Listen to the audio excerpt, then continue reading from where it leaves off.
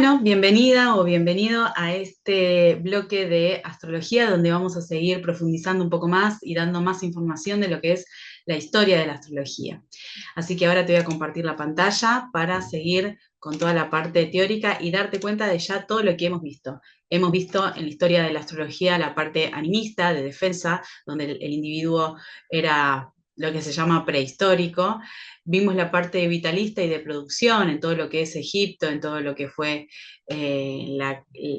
la concepción de lo que es el símbolo y el símbolo y el simbolismo, que ya viene desde la parte animista. Y lo que vamos a empezar a darnos cuenta al estudiar astrología es que por un lado todo tiene que ver con todo y por el otro lado es que no hay momentos en los cuales se corte y se hable de otra cosa, sino que es todo como si fuese un cuento, que inclusive a veces se puede mezclar ese cuento y se puede volver a reinterpretar. Lo mismo sucede con la historia, no es que hay un corte, sino que es un proceso que se va fundiendo para evolucionar en otra cosa. También esto sucede en las vidas de las personas, ¿no?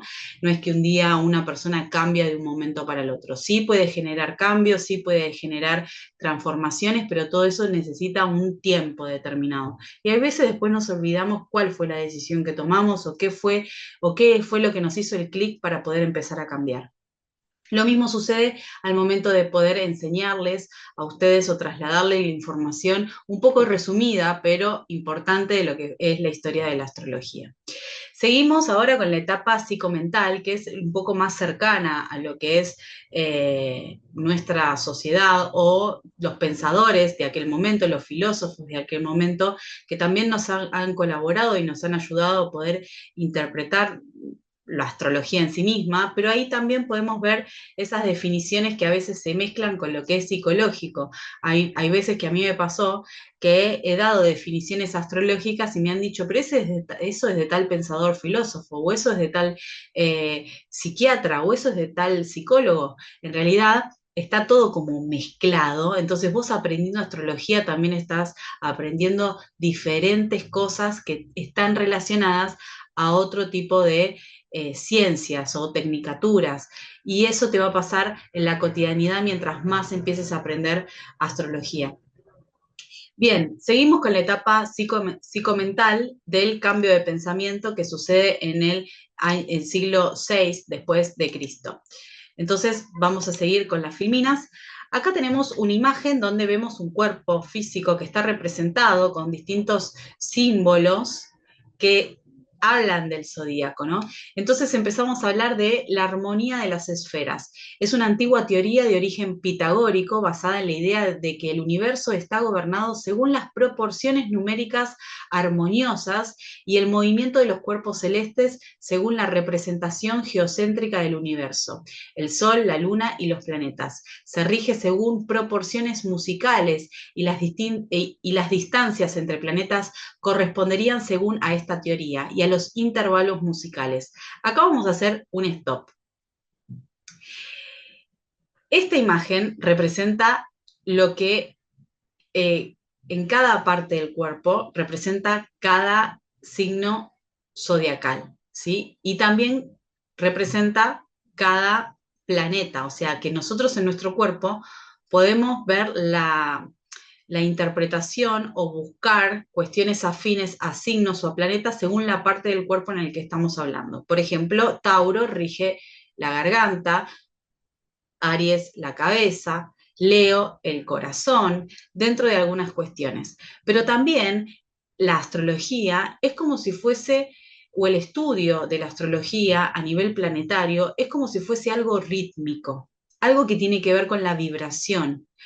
Muchas vas a encontrar a lo largo del tiempo esto de las terapias vibracionales. También está conectado con lo astrológico, porque cada planeta vibra a tantos hertz en el universo. Obviamente que no se escucha porque no hay eh, sonido y justamente no hay una atmósfera que nos haga escuchar esos sonidos. Pero con diferentes artefactos y tecnología se escuchan esas vibraciones, se perciben esas vibraciones.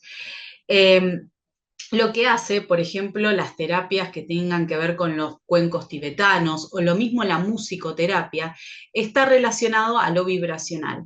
Pero una persona a nivel terapéutico puede agarrar una vibración o unos hertz que tengan que ver con alguna dificultad que esté teniendo en la vida, que esté ocasionada por algún tránsito planetario o algún problema que tenga a nivel natal con algún planeta que esté haciendo algún aspecto negativo o que esté debilitado en su carta natal, lo puede potenciar, por ejemplo, con ondas vibracionales. Esto sucede en muchas cuestiones, también a nivel gemoterapéutico, homeopático, a nivel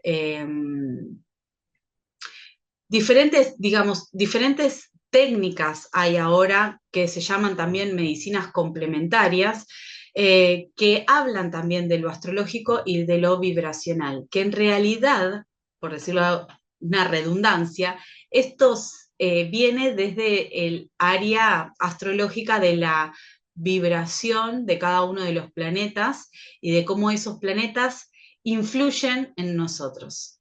Acordate que la palabra influyente o influir, desde aquel momento lo estamos utilizando, no es una palabra de la actualidad como los influencers, ¿sí? Y otra de las cuestiones que te llevo a pensar es, imagínate si un planeta a millones de kilómetros del lugar en donde estoy, con una masa muchas veces enorme como Júpiter o una masa muy pequeña como por ejemplo Plutón, me está influyendo en mi carta natal. Imagínate lo que te puede influir la otra persona, que podría ser interpretado filosóficamente hablando como si fuese otra galaxia que me está influyendo en mi galaxia. Bien, los planetas gobiernan el tiempo, pero también el cuerpo, que se llama la melotesia. Son las correspondencias del microcosmos al macrocosmos. Esto también es parte de la ley del estudio astrológico. O sea que todo lo que sucede afuera nos sucede adentro y todo lo que sucede arriba nos sucede abajo. O sea, que en la cotidianidad, si uno está consciente, puede descifrar cosas que nos están sucediendo a nosotros, ¿no? Y el por qué estoy con esta persona y el por qué conocí a esta otra persona, por qué esta persona me está contando esto o por qué me pasó esto hoy y no me pasó en otro momento. ¿Qué situación sucede interiormente que se está expresando hacia la afuera? Eso también es parte de lo astrológico. Entonces, todo en la creación tiene existencia y además todo es idéntico a algo o diferente. Eso también es parte de lo que habla la astrología. Muchas veces seguramente te has hecho devoluciones por sistemas de computación online y has visto ciertas contradicciones en el momento de darte un informe astrológico o interpretarte la carta. Esas contradicciones son las que podríamos llevar nosotros adentro, lo que nos hace humanos, ¿sí? Una persona que es hipermeticulosa para ciertas cosas y muy confusa o desestructurada o olvidadiza en otras. Y esa es la misma persona, ¿sí? Eso mismo que me molesta es lo mismo que me gustó. Eso mucho sucede cuando uno conoce a alguien, ¿no? Esa cosa que me encantó y que me entusiasmó, a lo largo de los años ya me empieza a molestar y me separé por lo mismo que me había agradado. Esa es la misma contradicción que vemos a nivel astrológico cuando tenemos que estudiar una carta natal, por eso a veces es tan complejo poder interpretar o la interpretación en sí misma. El demiurgo es el artesano y es Platón en Timeo, el Timeo, que usa filosóficamente este nombre para referirse al artesano que construye el universo. O sea, también puede ser referirse a Dios, ¿sí? O a la naturaleza, o a lo que vos creas, ¿no? Esa energía que es creadora. El demiurgo es parte del caos y lo ordena para construir el universo. Como un artesano crea una vasija a partir de un montón de barro. Otra vez, explicar astrología es un caos. Explicar para que lo entiendas, tenés que estar un rato largo para entender de qué te estoy hablando y qué es lo que estoy tratando de transmitirte. Cuando entendés eso, es como haber descubierto una fórmula matemática. Se te abren conceptos, se te hace conciencia, lo comprendés, lo entendés. Y esta dificultad la vas a encontrar muchísimo más adelante en la carrera, especialmente cuando empecemos a hablar de técnicas predictivas. Pero en sí mismo, acordate que todo lo más común que pase es que todo sea un caos. Explicar el movimiento astronómico de los planetas es un caos. Comprenderlo también. Entonces, aprender astrología puede ser un caos, pero trata de que ese caos te genere justamente ese orden y esa disciplina para poder justamente tener la pasión de terminar tu carrera. Esto es parte de lo que es la técnica astrológica. Eh, Estudiar las estrellas es estudiar el alma y cada uno posee su propia estrella. Todos poseemos nuestra propia carta natal. Y estudiar astrología a nivel astrología espiritual es estudiar nuestra alma. Hay otra técnica astrológica que se llama dracónica, que es la carta del alma, que también la vamos a ver a lo largo de la carrera. Y Mahoma, lo árabe, conquista al occidental, por ejemplo, y ahí también está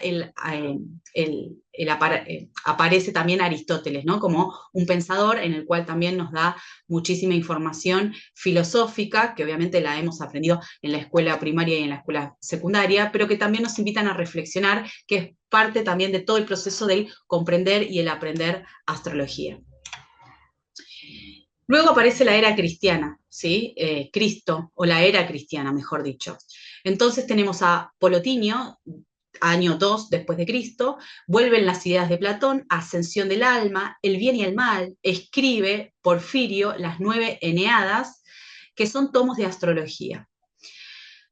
Polotinio, ¿sí? Después tenemos a Marcos Manilus, uno después de Cristo, arma un poema que se llama Astronomicon. Después tenemos a Ptolomeo, 2 después de Cristo, que habla del tetralibros, que son 4 tomos, todo acerca de la astrología, el almagestos y la visión geocéntrica. Y acordémonos que la astrología científica y simbólica y todo ese momento cristiano, acuérdense que era todo en un idioma en latín.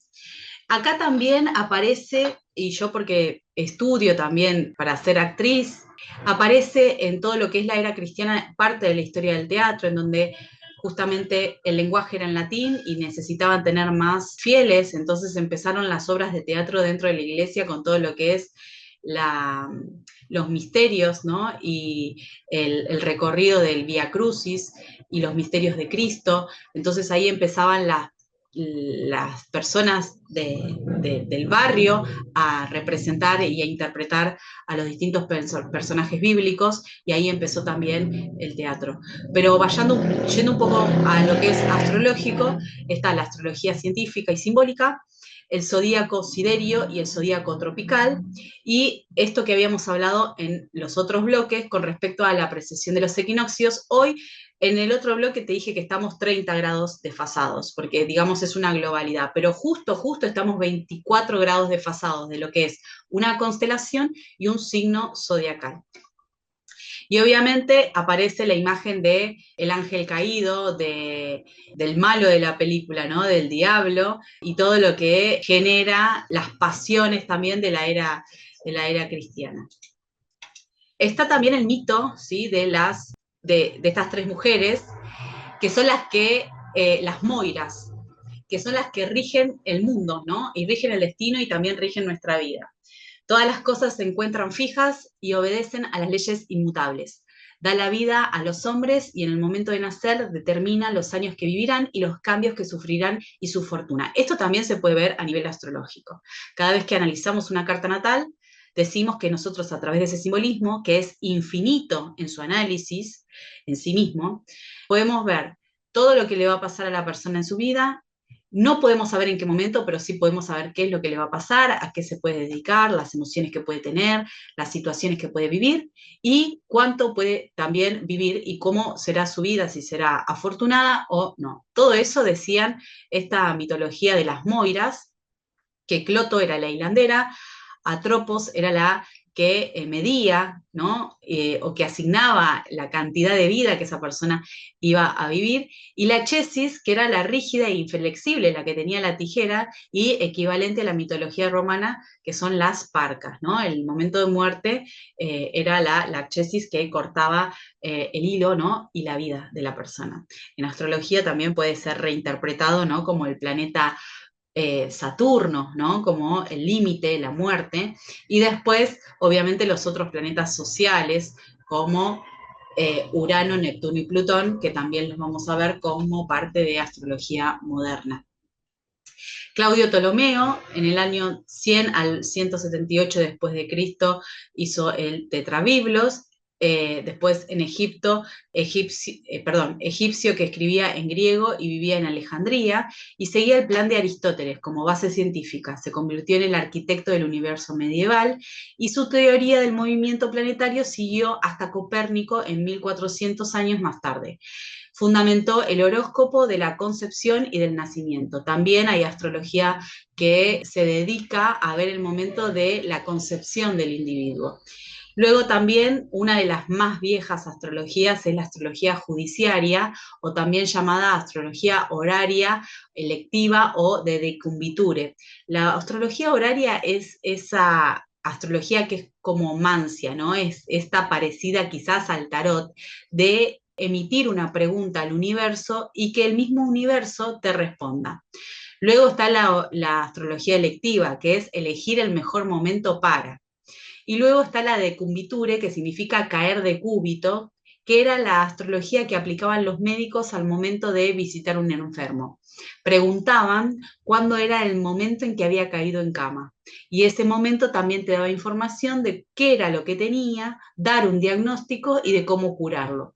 También la astrología médica levantaba las cartas natales del momento de recibir la orina del paciente como parte de la sanación del mismo.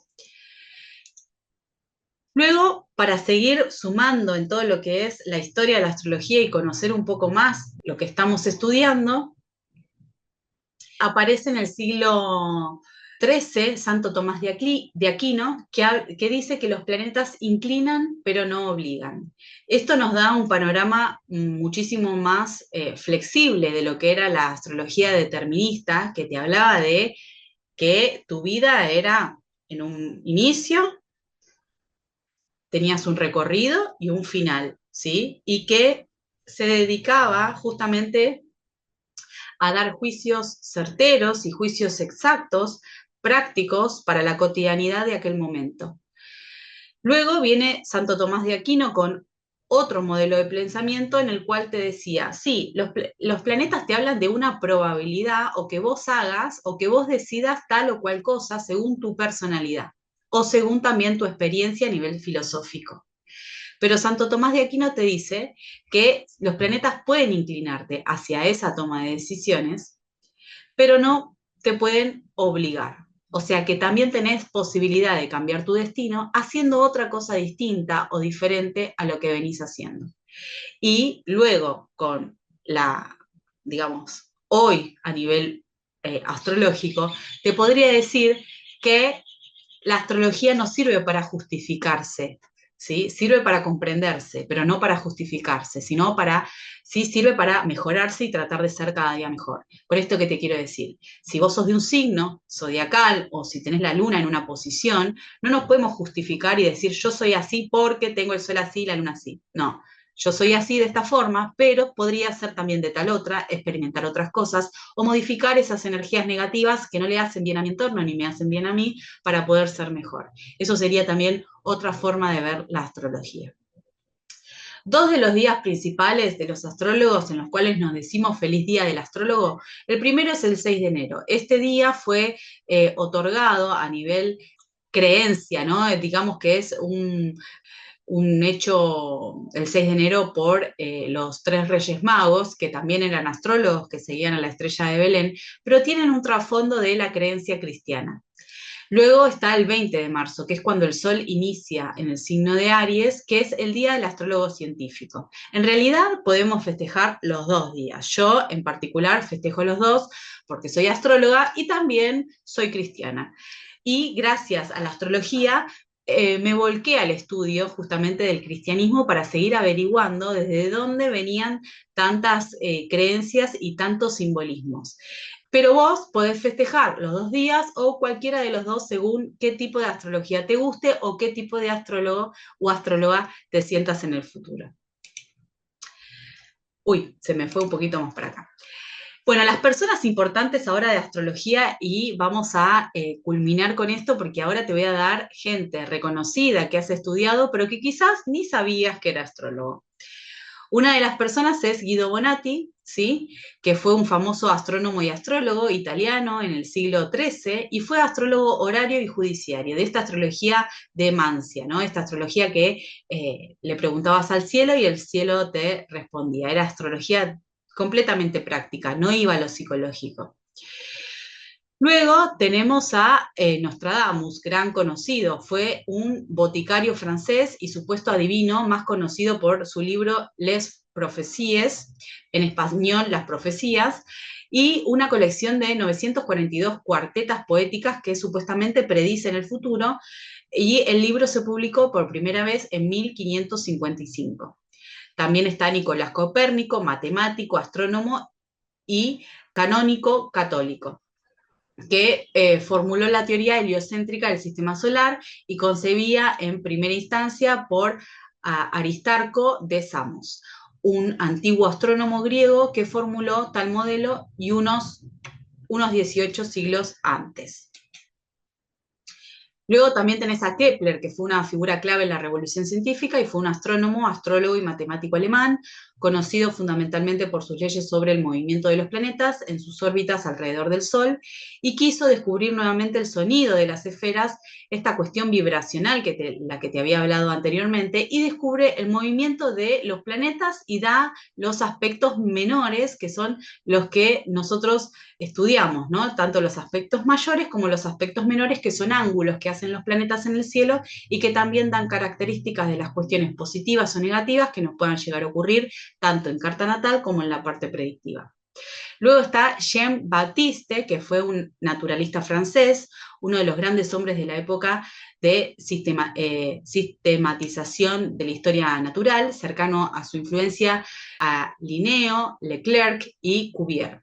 Es de la corte de Francia, hizo la astrología Gaia, es ilustración, teoremas matemáticos, y toma la hora de nacimiento de Luis IV, el rey Sol. Eso también, cada vez que nacía un rey, había un astrólogo tomando la hora exacta en que ese rey nacía. Obviamente que la astrología antes era para los reyes, no era para las personas comunes y corrientes, ¿sí? Eran para las personas que tenían poder y que generalmente eran de clase alta. Luego, uno de mis favoritos, William Lilly, que probablemente el astrólogo inglés más famoso de todos los tiempos, porque predijo el incendio de Londres en 1666 y la Gran Peste. Tuvo muchísimos problemas judiciales justamente porque habían pensado que era él el que había tramado ese incendio.